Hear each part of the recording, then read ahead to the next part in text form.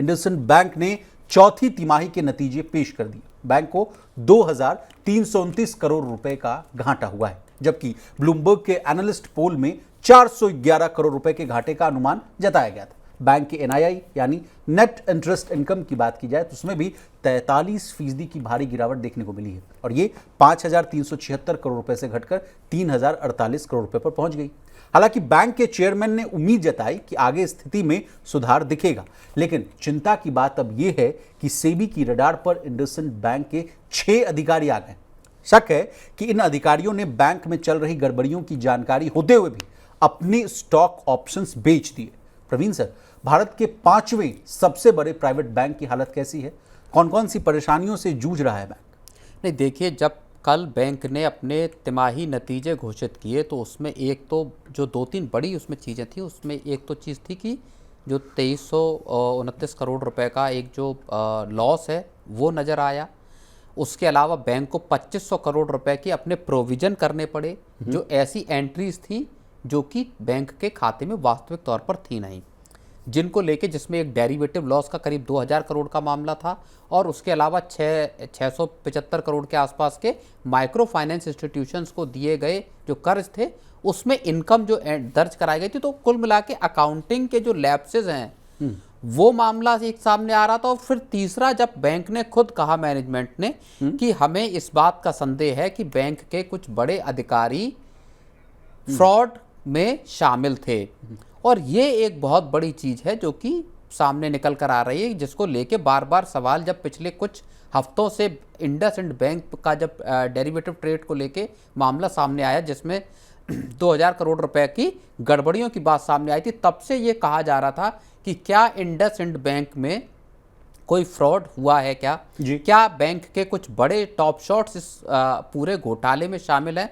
और अब वो उसकी परतें खुलती हुई नजर आ रही हैं, जहां पे कि बैंक ने खुद इस बात को माना है कि हमें संदेह है और हम इस पर कानूनी क्या प्रक्रिया हो सकती है उसका सहारा ले रहे हैं, वहां पे हम एक्शन लेने की कोशिश कर रहे हैं जी। अब आते हैं इसमें दूसरी बात। आज ही सेबी के जो चीफ हैं तुहिन कांत पांडे, उन्होंने दिल्ली में एसोचैम में एक कार्यक्रम में वहां उन्होंने इस बात को साफ तौर पे कहा है कि वैसे तो इंडसइंड बैंक का पूरा मामला सेबी देख रहा है, लेकिन हम भी देखेंगे कि क्या सेबी के लिहाज से कुछ ऐसी चीजें हैं, कुछ ऐसे वायलेशंस हुए हैं जिन पर सेबी को नजर डालने की जरूरत है। क्या कुछ अधिकारियों ने इस तरह के मामले किए या इस तरह के घोटाला या दूसरी गतिविधियां की हैं जो कि जिन पर सेबी को जांच करने की जरूरत है, और अगर ऐसा है तो हम उसकी जांच करेंगे। तो उसमें इनसाइडर ट्रेडिंग वाली एक बात निकलकर सामने जरूर आती है। जी सर, अगर चार्ट्स देखें इंडसइंड बैंक का, जैसा हम लोगों ने Q4 के जो नतीजे हैं उन पर तो चर्चा कर ही लिया, लेकिन शेयरों पर भी तगड़ी मार पड़ती हुई दिख रही है। 6 महीने में करीबन 22% जो है ये शेयर टूटता हुआ दिख रहा है। 1,100 रुपये के अपने जो हाई से 780 के आसपास कारोबार होता हुआ दिख रहा है। अब ये तो बात हो इंडसइंड बैंक की। सर, भारत में बैंकिंग घोटालों की कहानी जो है बहुत लंबी है सर। हाल फिलहाल में भी हम लोग ने मनी सेंट्रल में भी चर्चा किया। आप यूको बैंक की बात कर लीजिए, पूर्व CMD साहब पर कहा गया कि 6,210 करोड़ का जो कर्ज है उसके कर्ज देने में इन्होंने अपना खूब माल बटोरा है, लग्जरी फ्लैट्स खरीदे हैं और दूसरे के नाम पर कई संपत्तियां बटोर ली है। उसके बाद आ जाइए PNB का, यस बैंक वाला मामला, न्यू इंडिया कोऑपरेटिव बैंक वाला मामला। सर, अब चूंकि ये बैंकिंग सिस्टम की बात हो रही तो आपसे समझना चाहेंगे सर, ये पूरा माजरा है क्या?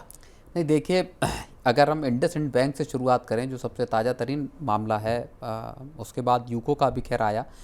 इंडसइंड बैंक में इसके CEO जो सुमंत कठपालिया हैं उनको रिज़ाइन करना पड़ा, डिप्टी CEO अरुण खुराना, इनको बैंक से इस्तीफ़ा देना पड़ा। 2 जो बड़े पदों पे लोग थे, और सुमंत कठपालिया के जो एक्सटेंशन है उसको RBI ने सिर्फ 1 साल तक के लिए सीमित कर दिया था, इसी तमाम चिंताओं को संभवतः देखते हुए। जी।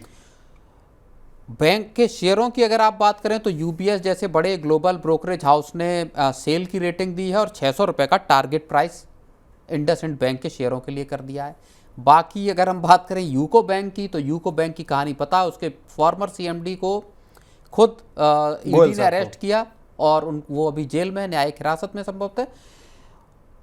6200 करोड़ रुपए का लोन दिया गया, उसके बदले किकबैक्स लिए गए, लोन के पैसे को का डाइवर्जन हुआ। इस तरह के गंभीर आरोप एक CMD पे लगे जो सबसे बड़ा अधिकारी होता है किसी बैंक का। आप कहते हैं सर कि इनकी जो नियुक्ति होती है वो आरबीआई के द्वारा होती है? बिल्कुल, कोई एक्सटेंशन तक आरबीआई तय करता है कि एक्सटेंशन 1 साल का होगा या 3 साल का होगा या नहीं होगा। बैंकिंग सेक्टर भारत में सबसे ज़्यादा रेगुलेटेड सेक्टर्स में माना जाता है। इसके बावजूद चाहे आप इंडसइंड बैंक देख लीजिए, चाहे आप यूको बैंक देख लीजिए, चाहे आप न्यू इंडिया कोऑपरेटिव बैंक को देख लीजिए या यस बैंक का उससे पिछला जो उदाहरण था जहाँ पे कि रिजर्व बैंक को पूरे के पूरे बोर्ड पे को सुपरसीड करना पड़ा, ये सभी मामले ये दिखाते हैं कि कहीं ना कहीं रेगुलेशंस में अभी और सख्ती, मॉनिटरिंग के और सघन होने या जो बैंकों के जो इंटरनल गवर्नेंस है वहाँ पर चीज़ों को और दुरुस्त करने की ज़रूरत है जी। इसकी वजह यह है कि बैंकों के पास आम लोगों का पैसा होता है जी, डिपॉजिटर्स का पैसा होता है। डिपॉजिटर्स के पैसे का आप गलत इस्तेमाल नहीं कर सकते और इन सभी मामलों में हमने ये देखा है कि डिपॉजिटर्स का कहीं ना कहीं अविश्वास पैदा हुआ है बैंकों के ऊपर। तो ये एक गंभीर मामला है। आरबीआई अपनी तरफ से इंडसइंड बैंक के पूरे प्रकरण की जांच कर रहा है। खुद इंडसइंड बैंक के मैनेजमेंट ने कहा है कि अगर ज़रूरत पड़ेगी तो हम कैपिटल इन्फ्यूजन करेंगे बैंक में, जो हिंदुजाज हैं उन्होंने कहा है।